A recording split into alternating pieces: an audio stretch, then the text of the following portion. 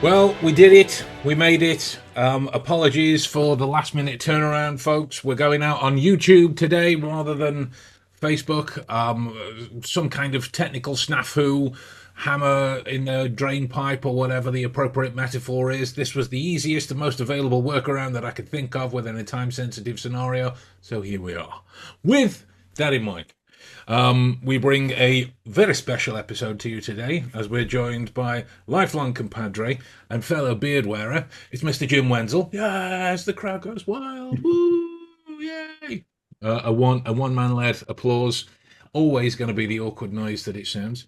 But we're going to chat to you all who are listening and indeed chat with each other about something that we are very proud, very excited to be bringing to you as soon as our little legs can carry it to you. And it's something we're calling the Clarity Code. And it's based off one of Bob's investigative conversations framework that he has used to much acclaim through many investigations over his illustrious career. So, Bob, before we get into the Jim's use of it and beyond, what is an investigative conversation? What can these people look forward to? An investigative conversation is different to an interview where it's one way question seeking answers, and it makes the process more about two people connecting at a certain level, and the level depends on the people involved in it. It involves understanding that the person that you are interviewing or speaking with has wants and needs and a desire. And it's trying to find common ground, the commonality of perception between what you want to achieve and what they want to achieve out of it. And so to do that, you have to have a very strong understanding of human dynamics and why people do and say the things they do, so that you can break down the barriers. So rather than an interview, which it is because interview just means exchange of views, it is an interview where both sides get their opportunity to give their perception on what the event or incident that they're looking at. Amazing. So, thank you for that. Sorry, I'm still just a little fried with the technical snafu at the beginning.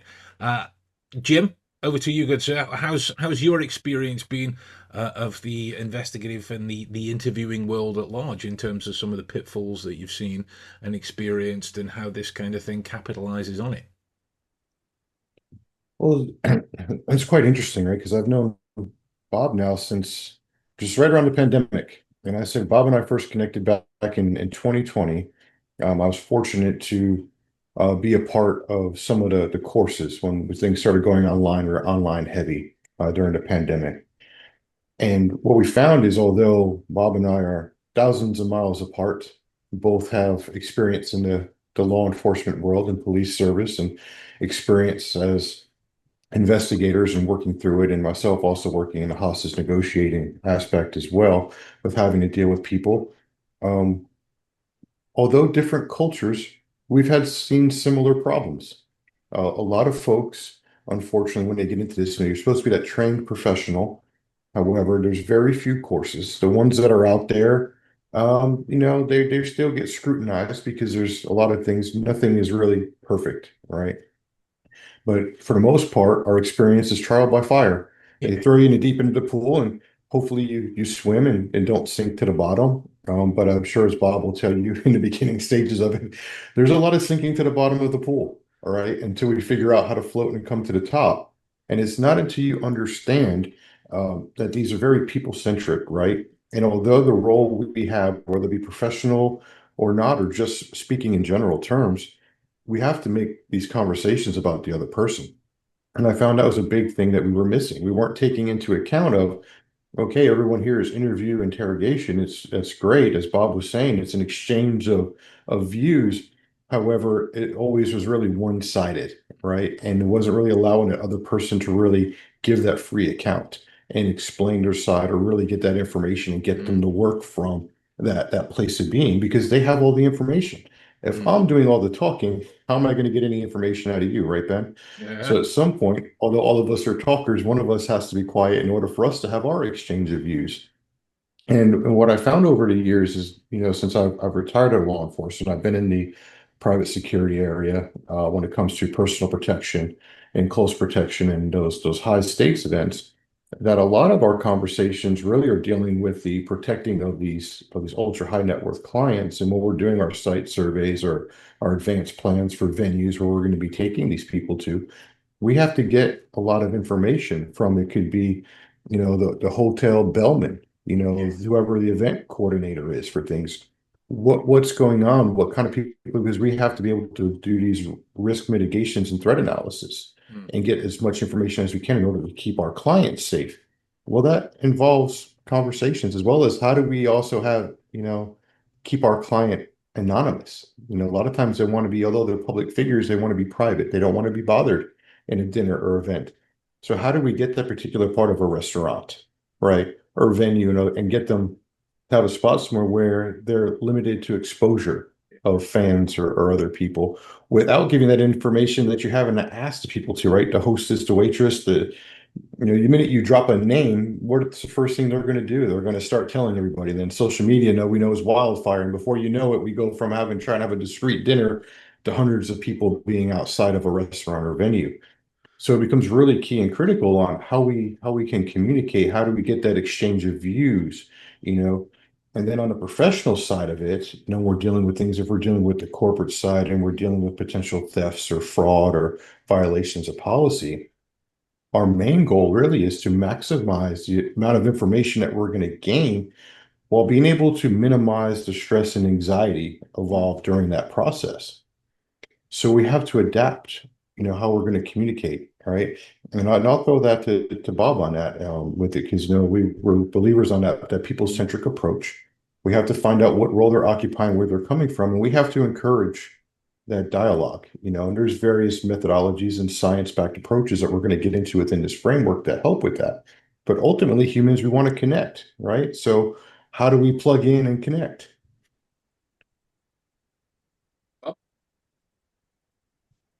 Yeah, 100% agree. The thing about this is that the elephant in the room is always what we're seeking to achieve, and it's become more prevalent through exposure on social media, etc. That if we're only looking, or we seem to think that a confession is in the right context of that type of conversation. A confession is the end of it, where it's just the start of it, really. Because if someone is to say, well, I've done it, then the next thing you're going to have to ask is to tell them, because we can get false confessions. People can confess for all sorts of things. But the thing about it is we shouldn't be confession based, because the way I look at it and the way this program has been set up is what we're trying to build is a persuasive case. And a persuasive case does not have to include a confession. A persuasive case is reaching the burden of proof for the standard of the end outcome of that. So in a criminal case, then it's beyond a reasonable doubt. In a civil case, it's the balance of probabilities.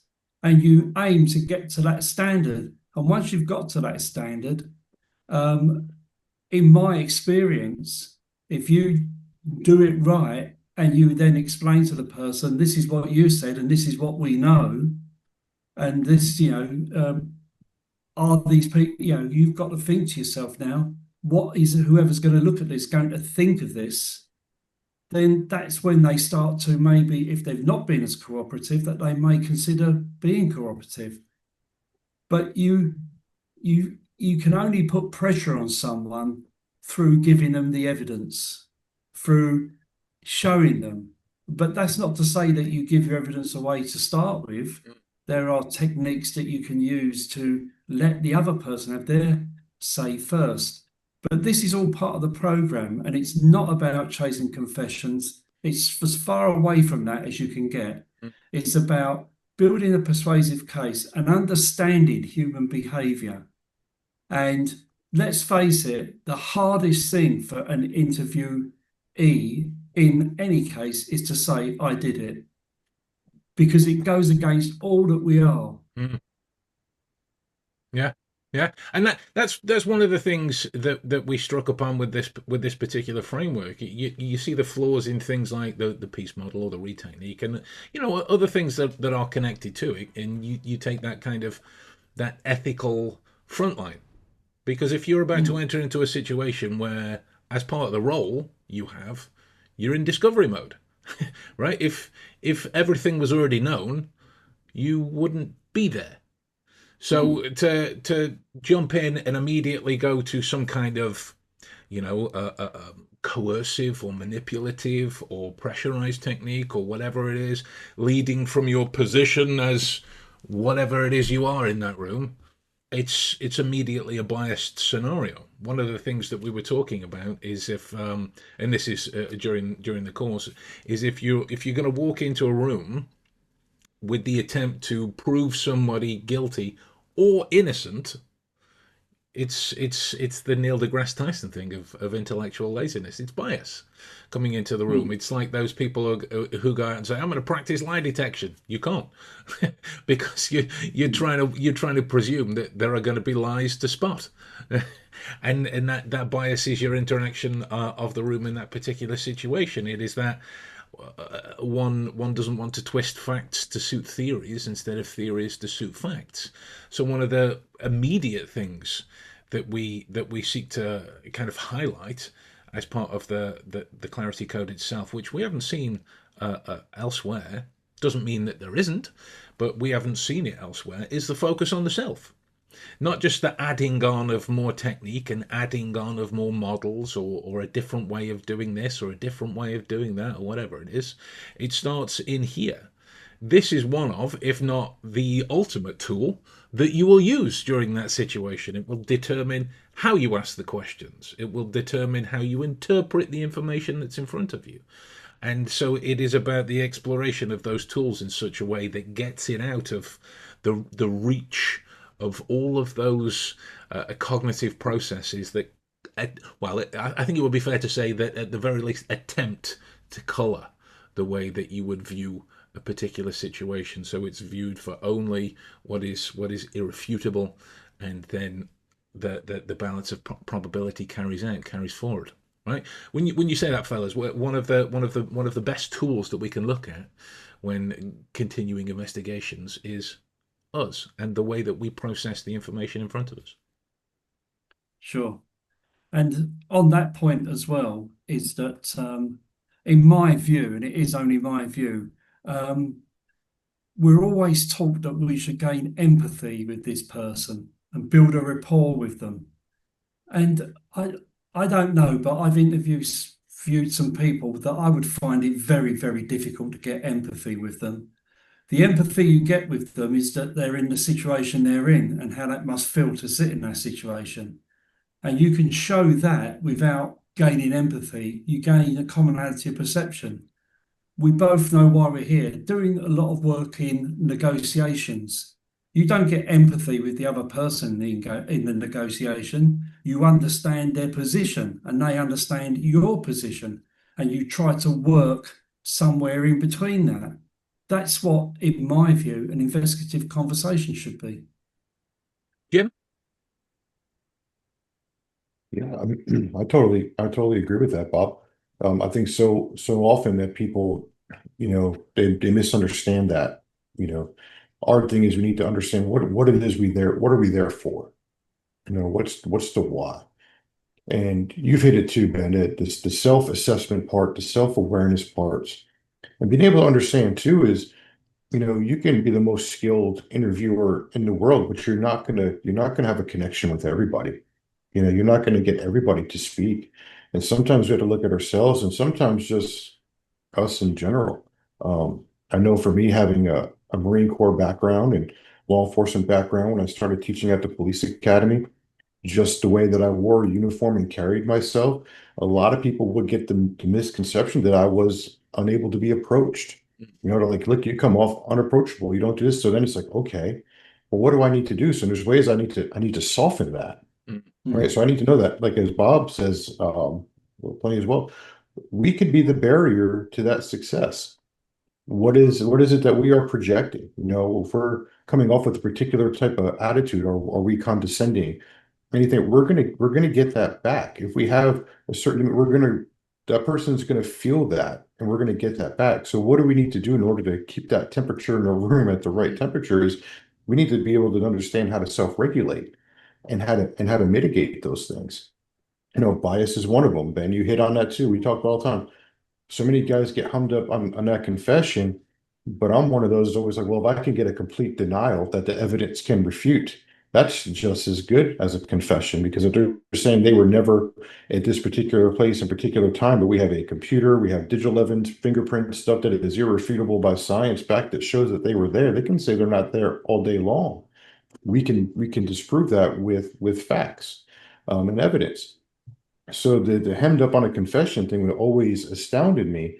And I was one of those that after a while, because I got tired of seeing that, I always wanted to try to prove someone innocent. But what I had to do over time was understand, if you get too focused on that, bias creeps in, we don't self-assess and regulate, then all we're looking here and we're missing this pile of information here that shows guilt. And the same thing works vice versa. So we have to be able to look at it, although this could be our goal really is just to gather all the information that we can get, putting into its proper pile, make those assessments, which is why I love the framework that we built, because we start with, you know, that all that subject centric, right? And we start with the link analysis and we start building everything out. And then we start getting into our comparative charts. Well, then it starts taking things away, because then we start putting statements next to statements and looking through it, what's being said, what's not being said. We can take our bias out of those more easily and look at fact. And then if I'm hemmed up on something and I pass it over to Bob, I don't really have to say anything to Bob. Bob already knows what the investigation is about through it, and he's given that, and then he can look off that and then be, okay, we need to look here. You know, we can go off that. We don't have to interject anything there, because the minute I start saying something to any one of you guys, hey, this, well, then once I put out there what my thought is, that could also change how you initially perceive and receive it. And I want, you know, an unfiltered, you know, view from you guys of like, I'm not going to say nothing here. Look at the facts. This is what we have. Tell me what you think. What am I missing? Where do we need to go next? What's our next step? Because we start playing chess at this part, looking at where we need to go. You know, this second degree information, we'll touch on that as, you know, part of the course. You know, it might be second degree here, but it could be first degree here or third degree, you know, but how does it interconnect? And that could be a crucial component that if we just dismiss it immediately because it's not directly connected to our subject, because we're blindly looking here, you know, the evidence can be in front of our face all the time. We see it in a lot of cold cases, right? Same investigators look over the same evidence over and over again. Unfortunately, the inability to change that perspective or look at something different is not until that investigator, unfortunately, retires or moves out of that unit and they bring in their fresh set of eyes, or the new person, or maybe a new change in technology over the years comes in and that fresh set of eyes looks at it and they go, man, it was right there all along in this written statement from this person on the initial day of the incident, and it just got overlooked or bypassed. And that's the key to then solving that cold case. And we need to be able to do that in the now as well of, hey, this has got me kind of, you know, a little bit messed up. You know, like Bob said, very hard for us to be empathetic with certain types of criminals or people out there. And if we know that, then I'm probably not the best person to go into that interview room, because I'm already going to be skewed and working from a certain perspective, right? And that's one, unfair to the subject, right? And that's also unfair to me and the organization I'm doing the investigation for. So we need to step back and say, hey, I'm a little too close to this, or this is actually bothering me a little bit more at my core than it should. So I'm able to give you an impartial, you know, unbiased interview here. So I'm going to have to find someone that can, and being able to understand that and walk away from it, I think is a bigger thing to even look at down the road with there too. And that again falls back to understanding ourselves and knowing when, hey, we may need to step back. Yeah, I mean, we've spoken a lot about the applications in a law enforcement setting, because that's where we primarily use it. But that's where we primarily use it. Does that mean that is the only place that you can use an investigative conversation? No, not at all. We really want to make sure that that carries over. It's not do these 5 points so that you achieve X, Y, and Z. It is a way of thinking about how you have a conversation with another person or a group of people, whomever that is, that you need to source information from in order to inform how you act afterwards. Yes, that could be the great corporate theft of '09, but it could also just be the case of the missing £5 note from your wallet, and you presume one of your children took it. There is a value to understanding that you meet the child in that scenario, not from a point of accusation or as the angry parent, but from the point of sourcing what information they know. Because if it is that you come at them with rules and regulations of the parent child relationship breakdown, you're not going to get anywhere near as open and honest feedback as you could in that situation. Because even in that particular one and anything else that's adjacent to it, defensive behaviors are natural. And that's one of the things that we get into as part of the framework. Defensiveness doesn't equate to guilt or protection of information or hiding something or whatever it is. A defensive behavior in the face of anything that is deemed stressful or threatening, however rational or irrational that end game might be, the defensive behavior is the natural inclination in that situation. Once you address that and you navigate that, which is easier for some than it is for others, these are all parts of the material that we get into. Once you get past that, it makes the interaction with the information a little bit more clear, hence the name clarity code, and then what you do with it as a result a little bit more clear, hence the name clarity code. And this is arguably one of the main things that we're looking to bring back when it comes to this concept of ethical interviewing. So, gentlemen, just for the sake of everyone's time, if you were to put your Jerry Springer's final thoughts on the use of the clarity code and why people should keep their eyes peeled for it, what say you?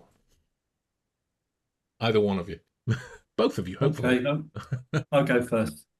For me, it's all about taking back where interviewing comes from and understanding that an interview is just a conversation, the type of conversations we have every day. It's just a more purposeful and focused one. So if we start with the position of conversations as our basis and then just build on top of that all of the things that we need to make that a successful conversation. And from our part, it is about knowing yourself and knowing the other person. Because if you know the other person, but you know nothing about yourself, then you're setting yourself up to fail. There is only three types of conversations that you can have. And if you don't know what type of conversation you're in, then you're going to fail. So it's understanding that to start with, and then the rest of it, the techniques, etc., are built on top of that. Now, I can't claim responsibility. Other people have done the heavy lifting in regard to those other techniques. They're taken from all sorts of areas, including counselling and everything. And I've just put them together. I'm a bit of a magpie in that regard. But it is a way of having purposeful conversations. And people who come on it will learn how to use those techniques. So the amount of times that I've done an investigative conversation course and people have said at the end, this isn't for interviewing or just for interviewing, this is our life skills. Jim, how about you? Oh yeah, I totally agree. It can be put in place anywhere. I mean, one, you're doing a whole level of self-development in here with understanding how you respond to things. because if someone says something we don't particularly like and it triggers an emotional response, then we need to acknowledge, well, why that's happening, you know, and why is it getting us to that emotional thing? So the more we understand about ourselves and converse and having, the more conversations we have, the better we get at it, the better we understand. This framework is great because it builds it all out. But depending on what it is we're doing, right? They can either be formal or informal. The framework kind of go along and helps follow us along on that formal side, the professional interviewer things. But on an informal aspect, it could be just simple because we're curious about something. Humans are naturally curious. We're going to ask questions. However, we notice, or at least I've noticed, people don't like to be questioned. They don't like to get inundated with the what, why, and hammered with questions all the time, which is why we learn different techniques. You understand echoing and mirroring and those things and how to place and how to properly place them into a conversation because it gets more information, allows us to actively listen, which is another huge skill set. People love to talk and they reply with the intent and they don't really listen to understand. And our goal here is we need to understand they have the information and we need to process that. And within this framework, it allows us to process things differently.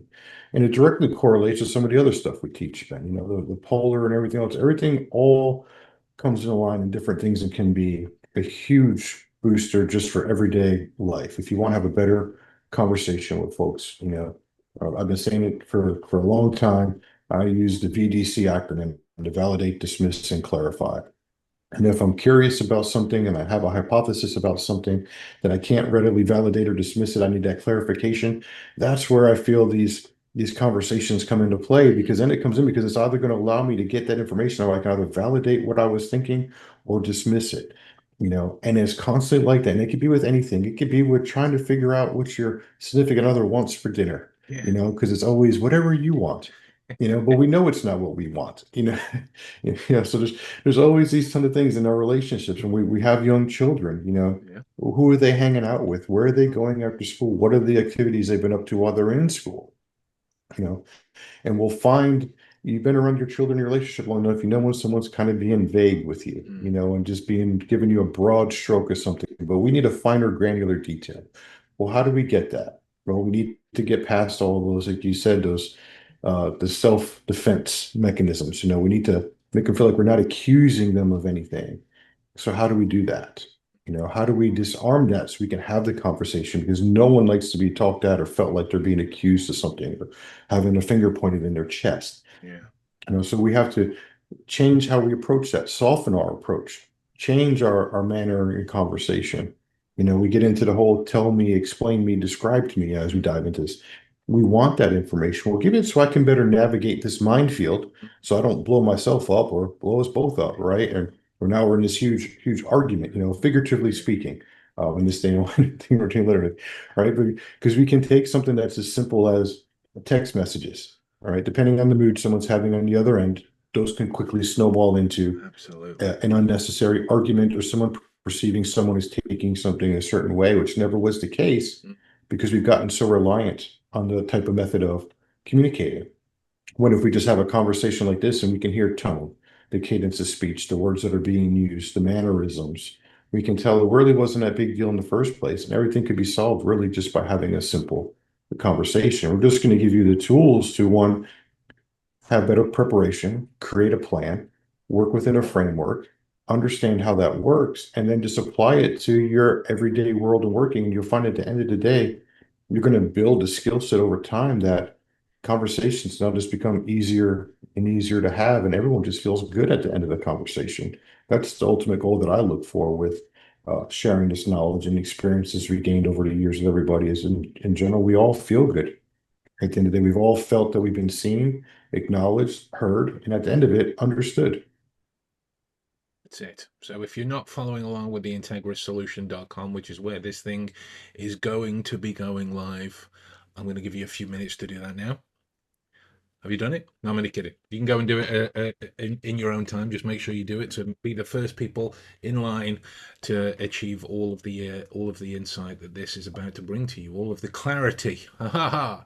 Pun very much accidental in that particular situation. Now, this podcast has gone out on different channels today.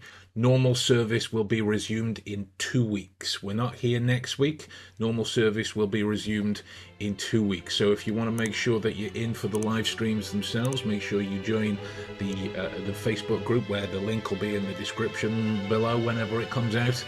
And if you're not subscribed to the podcast, you should probably do that while you're down there as well. So from us all here, we'll see you very soon for another episode. All right, guys, take it easy. Bye bye. Good seeing you. Have a good day.